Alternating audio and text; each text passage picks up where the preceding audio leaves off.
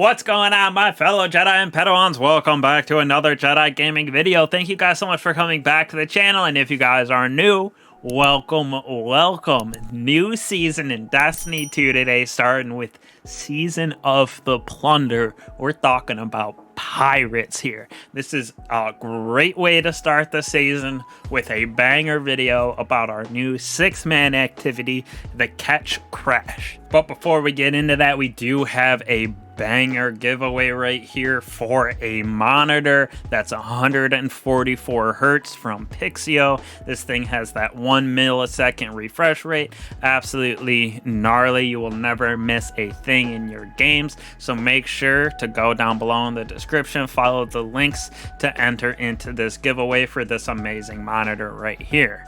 Now, like I was saying, we're starting out here by talking about the Catch and Crash offensive 6-player activity where we go and fight another pirate ship of those fallen and collect their loot with our crewmates, and then we use these to collect some of our currencies and map fragments, as well as a little in our treasure coordinates that we're going to be using to create maps where we get loot from our expedition playlist. So to unlock these Ketchcrash missions right here, you have to do that introductory mission on the Tangled Shore with the Spider and the Drifter. Go through that and eventually you'll reach a point where you will get a quest to enter inside of this Ketchcrash and deal with that fighting pirates and collecting your loot as part of the introductory quest. Very easy to get to it. Like I said, it's basically only that one mission and then talking to other people inside of the helm and that last city with the Elixni.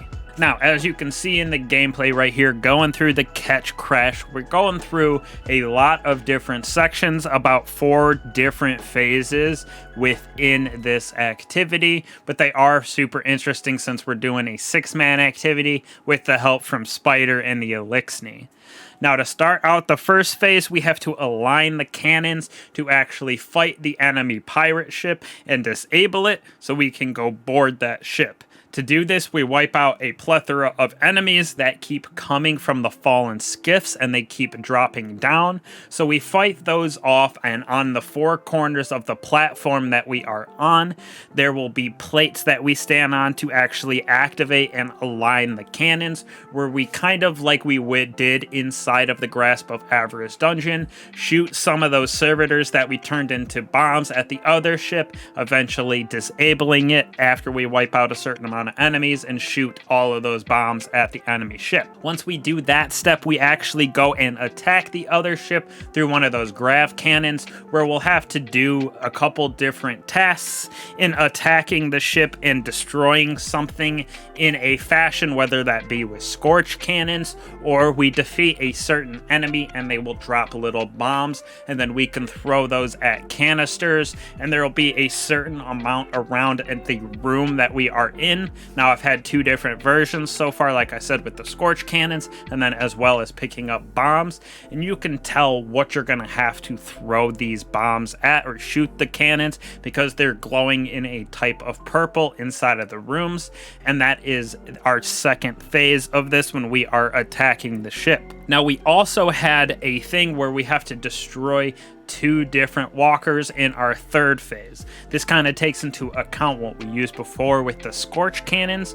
When those walkers, those spider walkers, drop down into the area that we are fighting in, you can do a little bit of damage on them and then they will become immune because there's, again, those purple beams and purple things that are attaching to the spider to make it immune, where we again have to use the scorch cannon to shoot where the laser, that beam, is coming out of, and there's about 10 of them, 12 of them per spider tank, so about 20-ish in the room that you have to use those scorch cannons to disable.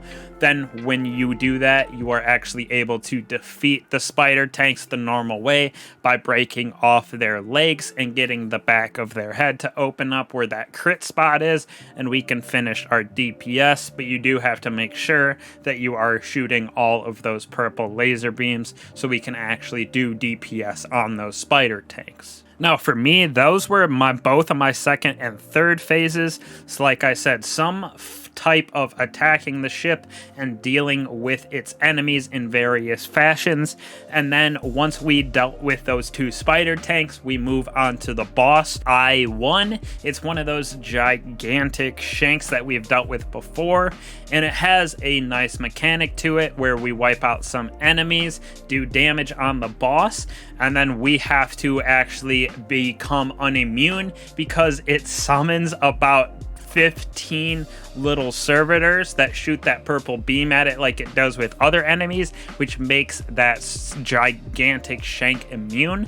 So you have to go through, wipe out all of the servitors around this boss for it to become damageable again. And it does move around a little bit on the map where you will have to do different sets of DPS on this enemy and take down its health bars, again dealing with the shanks that are coming at you, and then the bunch of fallen that are attacking you. And then you just keep on going through those phases of wiping out ads, doing DPS on the boss. When it becomes immune, you wipe out the servitors around it to make it immune again, so you can actually do your attacks, and then keep wiping out its bars until you defeat that boss, where we will get our loot, where it has that nice drop of our seasonal gear and weapons and our armor, as well as, like I said, dropping map fragments, which is super important for crafting maps, which we use inside of the expedition playlist, which gives us more loot.